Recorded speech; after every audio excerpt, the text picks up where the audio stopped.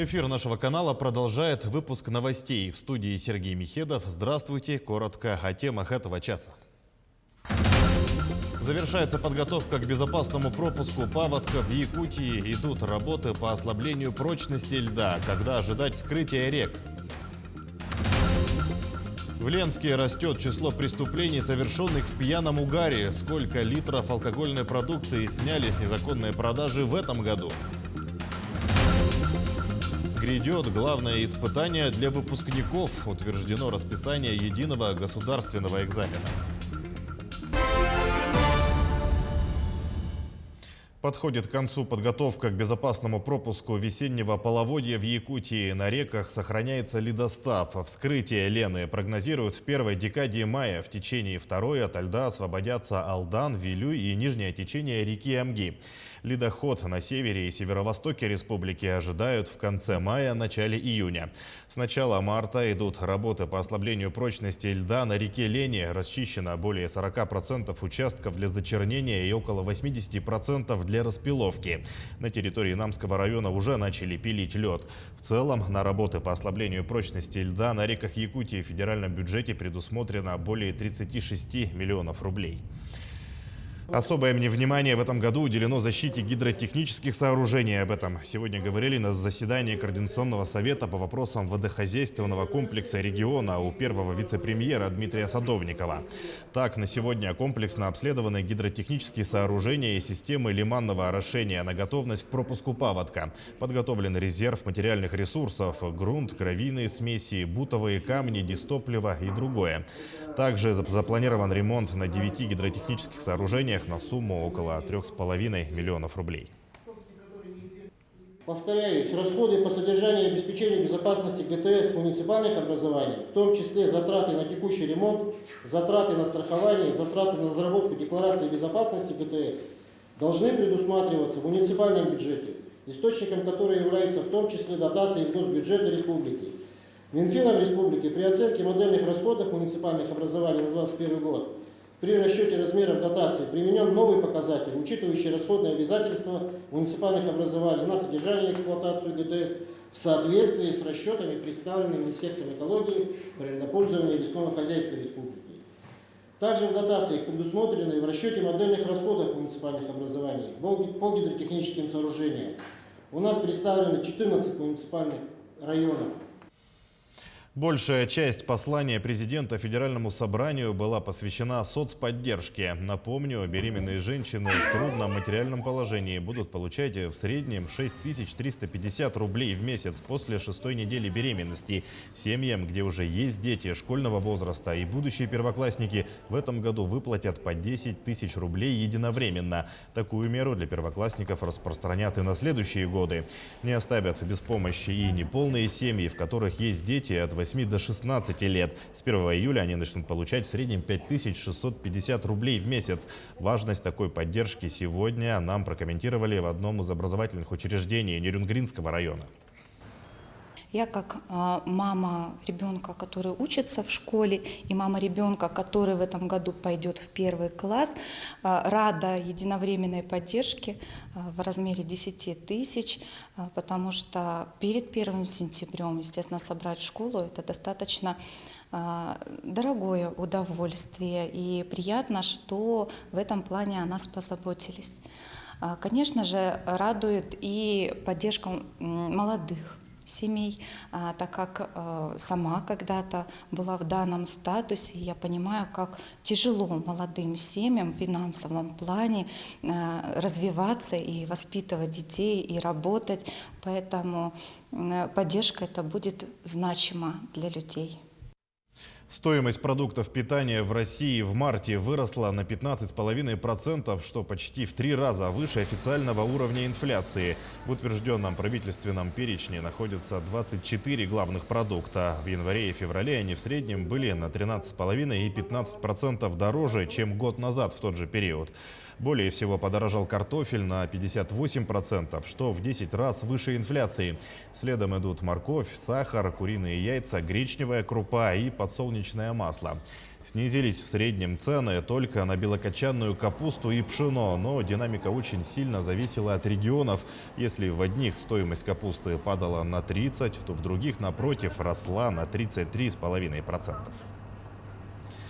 150 литров алкогольной продукции изъяли сотрудники внутренних дел в городе Ленске. С начала года выявлено 9 фактов незаконной реализации алкогольной продукции. Все материалы направлены в суд. Санкция по таким преступлениям предусматривает наказание в виде штрафа от 30 до 50 тысяч рублей. Это на физлицо. Как правило, в ходе проверок выясняется, что незаконно торгуют алкоголем продавцы. Доказать, что продукция предоставлена предпринимателям, достаточно сложно. Тем более, если продавец сам признает свою вину. Но при повторном нарушении в течение года за подобное противозаконное деяние уже возбуждается уголовное дело, а незнание законов, как известно, не освобождает от ответственности. В первом квартале 2021 года произошел рост преступлений, совершаемых в состоянии алкогольного опьянения, причинения вреда здоровью в быту. Данное преступление у нас совершается в основном в состоянии алкогольного опьянения, и при расследовании уголовных дел таких преступлений, выясняется, что алкогольная продукция приобретается не в специализированных магазинах. Хотелось бы попросить о содействии, скажем так, чтобы обращались либо зональному участковому уполномоченному, сигнализировали, скажем так, где осуществляют незаконную реализацию алкогольной продукции, наркосодержащих, психотропных веществ, в том числе несовершеннолетним, или звонили на телефон 02. Смоленский завод «Кристалл» вышел на 100% загруженность, а средняя зарплата персонала вернулась на уровень до пандемии и немного превышает средний показатель по региону. Об этом рассказал гендиректор, председатель правления «Алроса» Сергей Иванов на рабочей встрече в Смоленске. Говорили и о планах завода модернизировать его мощность и повысить конкурентоспособность, поддерживать на достойном уровне условия труда всего коллектива. Также для персонала вновь началось обучение по профессии огранщик алмазов в бриллианты. Это поможет привлечь молодых людей к учебе и в дальнейшем к работе на предприятии. Обсудили и вопросы вакцинации. Минпросвещение и Рособорнадзор утвердили расписание единого госэкзамена. Испытание пройдет с 31 мая по 17 июля. ЕГЭ начнется с экзаменов по географии, литературе и химии. Самые массовые по русскому языку будет проходить 2 дня, 3 и 4 июня. ЕГЭ по профильной математике запланирован на 7 июня, по истории и физике на 11, обществознание 15 июня. Биология и письменная часть по иностранным языкам на 18 число. Устная часть ЕГЭ по иностранным языкам запланирована на 21 и 22 июня. Информатика 28-29 июня и 2 июля. Затем начнется дополнительный период для тех ребят, кто пропустил основные дни. Он пройдет с 12 по 17 июля. В Нерюнгри на базе медицинского колледжа стартовала первая республиканская олимпиада профессионального мастерства. Умения демонстрируют студенты среднепрофессиональных специальностей по направлению акушерское дело. Тамара Игнатьева подробнее. Преподаватель Алданского медколледжа Ольга Климова привезла на соревнования 2 лучших студентов. Для них участие в первой республиканской олимпиаде профмастерства не только защита чести своего учебного учреждения, но и опыт работы. Потому что я так понимаю, что акушерское отделение первый раз участвует в Олимпиаде. То есть как первопроходцы узнать, как это проходит, с чем столкнемся, к чему готовиться в следующий раз. Анжелика Вензель является студенткой 2-го курса, готовится стать акушером. Неделю готовились к этому, и нам все показывали, рассказывали, было очень интересно. Я рада, что нас позвали на Олимпиаду в Нерюнгри. Мы тут первый раз. Также свою команду представил и Якутский медколледж.